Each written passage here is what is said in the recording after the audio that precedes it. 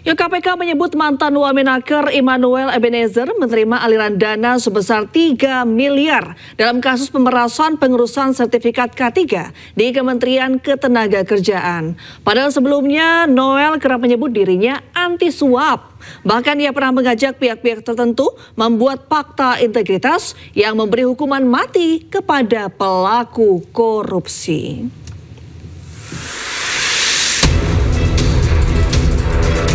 Sambil tak kuasa menahan air mata, Immanuel Ebenezer berjalan di depan awak media saat KPK menetapkannya sebagai tersangka bersama 10 orang tersangka lainnya. KPK menyebut Noel mendapatkan aliran dana sebesar 3 miliar rupiah dalam kasus pemerasan pengurusan sertifikat keselamatan dan kesehatan kerja di Kementerian Ketenagakerjaan.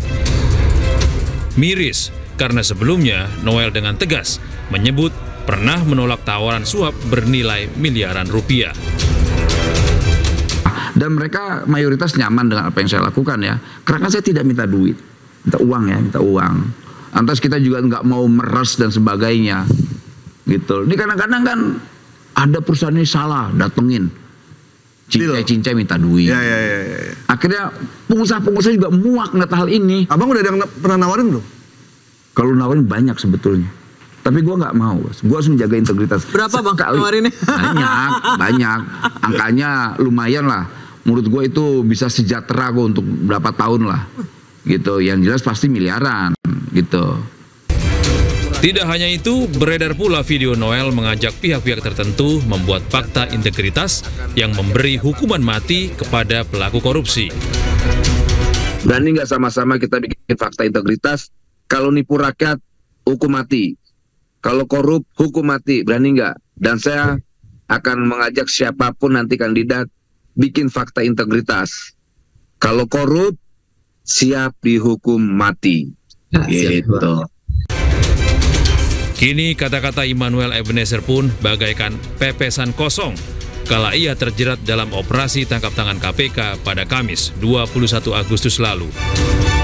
Sejumlah barang bukti pun disita, yakni 15 mobil dari pabrikan Jepang hingga Eropa, serta 7 motor gede yang mayoritas pabrikan Italia. Tim Liputan iNews melaporkan. Kita ke informasi lain, pemirsa. Menteri Koordinator Bidang Hukum, HAM, Imigrasi, dan Pemasyarakatan Yusril Iza Mahendra menanggapi permintaan amnesti dari mantan Wakil Menteri Ketenagakerjaan Immanuel Ebenezer. Menurut Yusril, permintaan amnesti tersebut belum dibahas setingkat Presiden Prabowo Subianto. Yusril enggan mengomentari lebih jauh permintaan amnesti dari Noel tersebut. Sementara KPK meyakini Presiden Prabowo Subianto tidak akan memberikan amnesti untuk Noel. Sebelumnya Noel berharap mendapatkan amnesti dari Prabowo setelah ditetapkan sebagai tersangka pengurusan K3 di Kementerian Ketenagakerjaan. Tapi beliau sendiri mengatakan mau minta amnesti. Tapi setahu saya sampai hari ini belum proses itu belum ada permintaannya juga mungkin belum ada dan juga belum pernah dibahas seperti itu. Tapi Bapak menurut hukum itu apakah seseorang boleh mengajukan amnesti dan dikabulkan oleh Presiden atau itu emang hak Presiden saja? Saya belum bisa menjawab pertanyaan ini.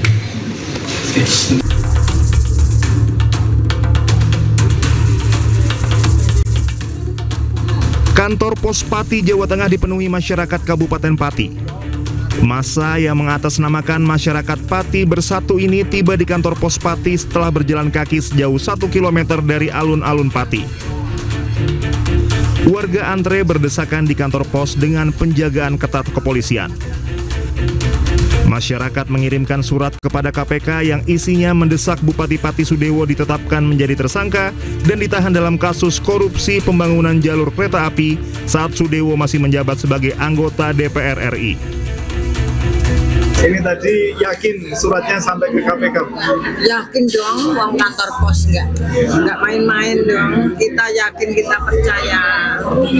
Alasan terkuat kenapa Ibu minta Bupati Pati dicopot atau jadi tersangka? Yang penting bupati siapapun, yang penting Pati cinta damai Mas, aman, tertib dan mempercayai.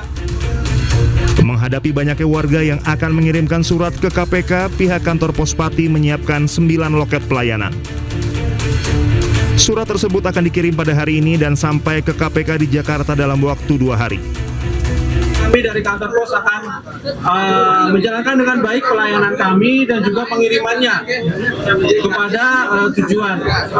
Jadi mungkin Bapak Ibu, di loket kami nanti ada 9 loket yang akan melayani. Mohon bisa tertib ya untuk mengantri.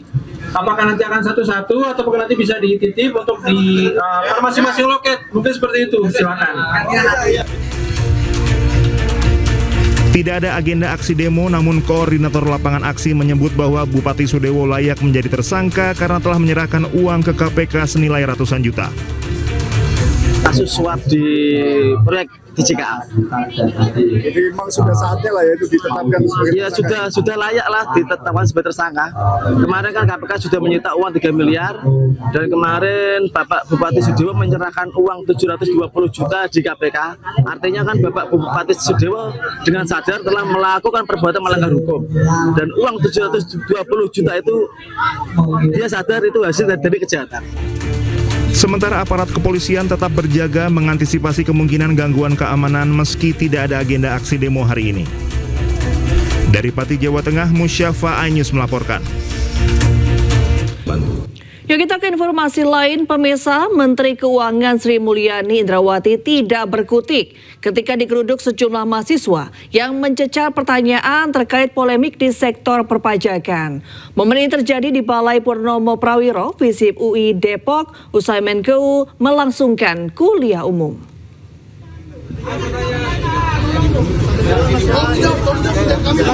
Inilah momen ketika sejumlah mahasiswa menggeruduk Menteri Keuangan Sri Mulyani dengan sejumlah pertanyaan. Salah satu mahasiswa menuntut Sri Mulyani menjawab 3 pertanyaan yang dititipkan orang tuanya.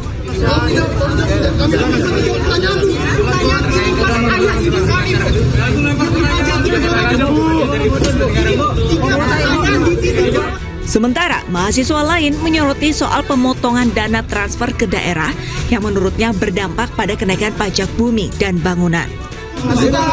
Terkait pemotongan transfer ke daerah seperti apa? Di daerah akhirnya PBB Namun alih-alih memberikan penjelasan, Sri Mulyani pun bergeming. Ia tidak merespon semua pertanyaan tersebut dan memilih bergegas menuju kendaraannya dengan dikawal ajudan dan petugas keamanan.